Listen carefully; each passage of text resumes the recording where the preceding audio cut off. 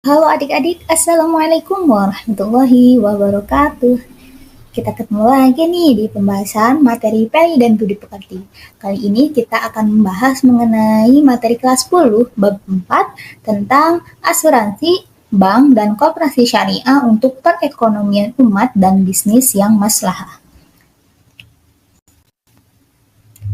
Nah, yang pertama kita akan membahas mengenai asuransi syariah. Asuransi berasal dari bahasa Inggris yaitu insurance yang kemudian diadopsi ke dalam bahasa Indonesia dan populer dengan istilah asuransi. Sinonim asuransi dalam Kamus Besar Bahasa Indonesia adalah pertanggungan. Dalam Undang-Undang Nomor 40 Tahun 2014 tentang perasuransian, asuransi merupakan perjanjian antara dua belah pihak, yaitu pemegang polis dan perusahaan asuransi yang menjadi landasan bagi perusahaan asuransi untuk penerimaan premi yang kegunaannya adalah untuk yang pertama, memberikan kompensasi kepada pemegang polis karena kerusakan, kerugian, kehilangan, keuntungan, biaya yang timbul, dan tanggung jawab hukum kepada pihak ketiga yang mungkin ditanggung oleh pemegang polis karena terjadinya sesuatu yang tidak pasti atau tidak bisa diprediksi. Yang kedua, memberikan pembayaran karena pemegang polis meninggal dunia atau pembayaran yang didasarkan pada hidup pemegang polis dengan manfaat yang jumlahnya ditetapkan pada pengelolaan dana. Nah, adapun yang dimaksud dengan asuransi syariah atau juga dikenal dengan asuransi takaful, yaitu berasal dari bahasa Arab, dari kata dasar takafala, yatakafalu, takafulan yang artinya saling menanggung atau menanggung bersama. Menurut istilah, asuransi syariah atau takaful adalah pengaturan risiko yang memenuhi ketentuan syariah, tolong-menolong atau simbiosis mutualisme yang melibatkan peserta asuransi dan pengelola serta berdasarkan pada ketentuan Al-Quran dan Sunnah. Asuransi syariah menurut Undang-Undang Nomor 40 Tahun 2014 adalah kumpulan perjanjian antara pemegang polis dengan perusahaan asuransi syariah dalam rangka pengelolaan kontribusi berdasarkan prinsip syariah guna saling menolong dan melindungi. Adapun unsur-unsur yang terdapat dalam asuransi yaitu adanya 1. Pihak tertanggung, 2. Pihak penanggung, 3. Akad atau perjanjian asuransi, yang keempat pembayaran iuran atau premi, yang kelima kerugian, kerusakan atau kehilangan yang diderita tertanggung, dan yang keenam peristiwa yang tidak bisa diprediksi. Selanjutnya kita akan membahas mengenai sejarah berdirinya asuransi syariah. Perusahaan asuransi pertama kali di Indonesia diprakarsai oleh pemerintah Hindia Belanda bergerak di bidang asuransi sektor perkebunan yang bernama Bataviase Brand Assurantie Maatschappij pada tahun 1843. Untuk pelafalannya mohon maaf apabila salah ya. Yang adapun perusahaan asuransi syariah pertama yang lahir di Indonesia diawali dengan kepedulian yang tulus dari Ikatan Cendekiawan Muslim Indonesia atau ICMI. Melalui tim pembentuk asuransi takaful Indonesia, didirikanlah PT Syarikat Takaful Indonesia pada tanggal 24 Februari 1994 yang diresmikan oleh Menristek atau Kepala BPPT B.J. Habibie sebagai perusahaan perintis pengembangan asuransi syariah yang pertama di Indonesia. Jadi, PT Syarikat Takaful Indonesia didirikan pada tanggal 24 Februari 1994 yang juga diresmikan oleh B.J. Habibie sebagai perusahaan perintis.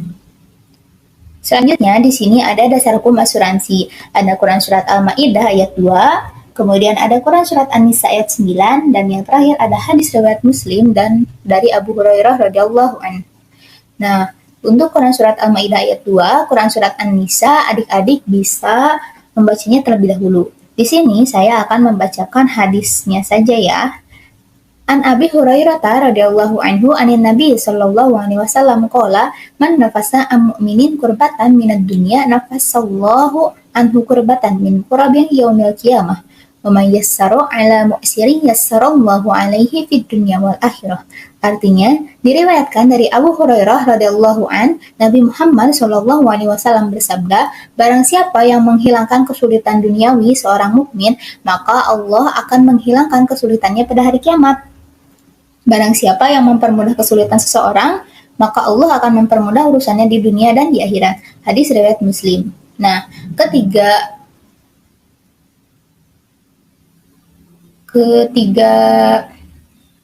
ini merupakan dasar hukum dari asuransi. Ada 2 ayat Al-Quran dan 1 hadis. Nah, selanjutnya kita akan beralih kepada hukum asuransi menurut para fuqaha. Ada golongan ulama fikih yang menyatakan hukum asuransi itu mubah, sementara golongan yang lain menyatakan haram.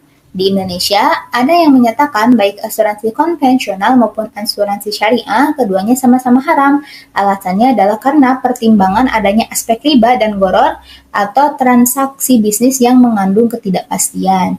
Para ahli fikih klasik tidak ada yang membahas tentang persoalan asuransi, sehingga tidak ditemukan dalil yang melarang praktik asuransi.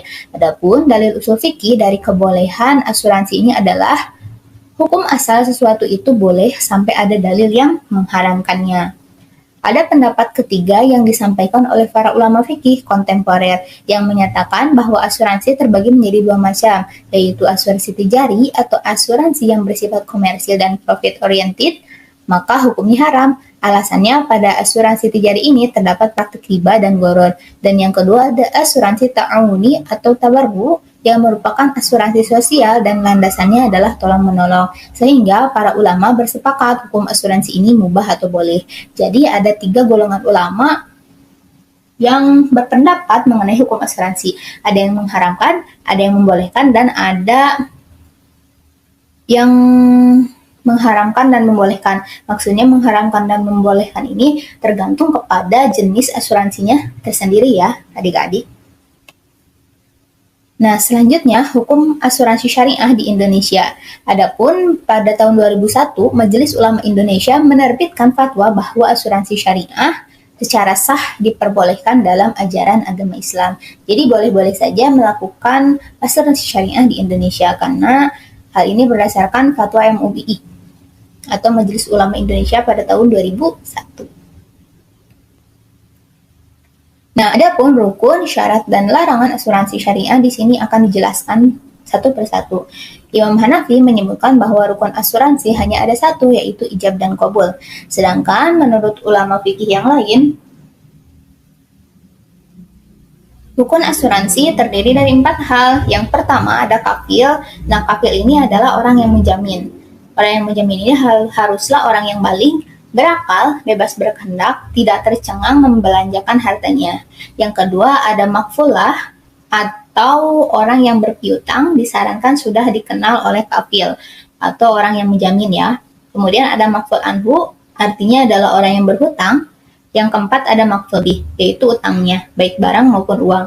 Disyaratkan diketahui dan jumlahnya tetap. Adapun syarat dan larangan bagi orang yang akan melaksanakan asuransi syariah adalah yang pertama baligh, sudah berusia dewasa ya. Yang kedua berakal, tidak gila. Yang ketiga bebas berkehendak atau tidak dalam paksaan seseorang atau maupun kelompok lain. Yang keempat tidak sah transaksi atas sesuatu yang tidak diketahui atau gharar. Yang kelima, tidak sah transaksi jika mengandung unsur riba. Dan yang keenam, tidak sah transaksi jika mengandung praktik perjudian atau maisir. Nah, selanjutnya kita akan membahas mengenai tujuan dan prinsip asuransi syariah. Tujuan asuransi syariah sendiri adalah untuk melindungi peserta asuransi dari kemungkinan terjadinya risiko yang tidak bisa diprediksi. Misalnya, adanya sakit, atau terjadinya kecelakaan, atau mungkin terjadinya bencana, dan lain sebagainya. Adapun prinsip dasar asuransi syariah terdiri dari 9. Yang pertama adalah tauhid.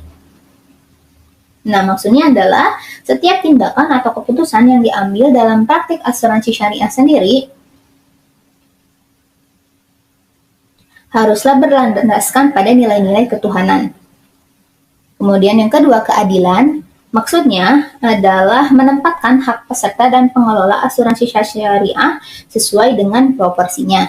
Yang ketiga, ta'awun atau tolong-menolong. Maksudnya Seseorang yang berniat menjadi peserta asuransi harus dilandasi prinsip saling membantu, karena hal tersebut merupakan prinsip utama dari asuransi syariah. Yang keempat, kerjasama. Nah, dalam praktik asuransi syariah, seorang peserta akan melakukan kerjasama dengan perusahaan asuransi untuk menghindari risiko yang tidak terduga atau tidak bisa diprediksi. Kemudian yang kelima, prinsip dasar asuransi syariah adalah amanah atau trustworthy. Nah, maksudnya ini adalah amanah ini harus tercermin dalam keterbukaan informasi dan akuntabilitas perusahaan melalui laporan periodik yang mudah diakses oleh peserta asuransi. Kemudian yang keenam ada kerelaan atau ridho. Nah, maksudnya adalah peserta asuransi harus merelakan sejumlah dana dalam bentuk premi asuransi yang dibayarkan secara rutin kepada perusahaan asuransi untuk dana sosial. Kemudian yang ke-7, larangan praktik riba. Nah, riba sendiri mungkin adik-adik sudah tahu ya, riba adalah mengambil keuntungan atau kelebihan pada pengembalian yang berbeda dari jumlah aslinya.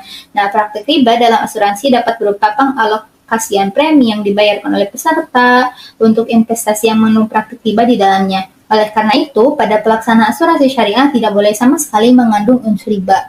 Yang ke-8 adalah larangan praktik goror atau sesuatu yang tidak pasti, sehingga ditemukannya ketidakjelasan informasi di antara kedua belah pihak. Dan yang ke-9 adalah larangan praktik judi atau maisir. Nah, ke-9 poin tersebut merupakan prinsip dasar dari asuransi syariah.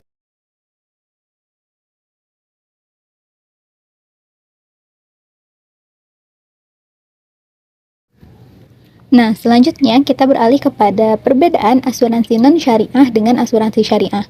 Di sini ada 4 aspek yang membedakan antara asuransi non-syariah dengan asuransi syariah. Nah, adik-adik bisa lihat ya, ada dari aspek visi dan misi, ada dari aspek dewan pengawas, ada dari aspek akad atau perjanjian, dan ada dari aspek investasi dana. Nah, untuk aspek visi dan misi ini, misalnya asuransi non-syariah ini bergerak di misi ekonomi dan misi sosial, sedangkan di asuransi syariah bergerak di misi akidah dan syariah Islam, misi ibadah, misi perekonomian, dan misi pemberdayaan umat. Untuk aspek lainnya, adik-adik bisa pause terlebih dahulu video ini ya.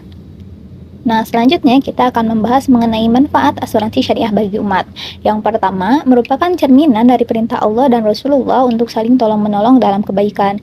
Yang kedua, menumbuhkan rasa persaudaraan dan kepedulian antar sesama anggota. Yang ketiga, melindungi diri dari praktik-praktik muamalah yang tidak bersyariat.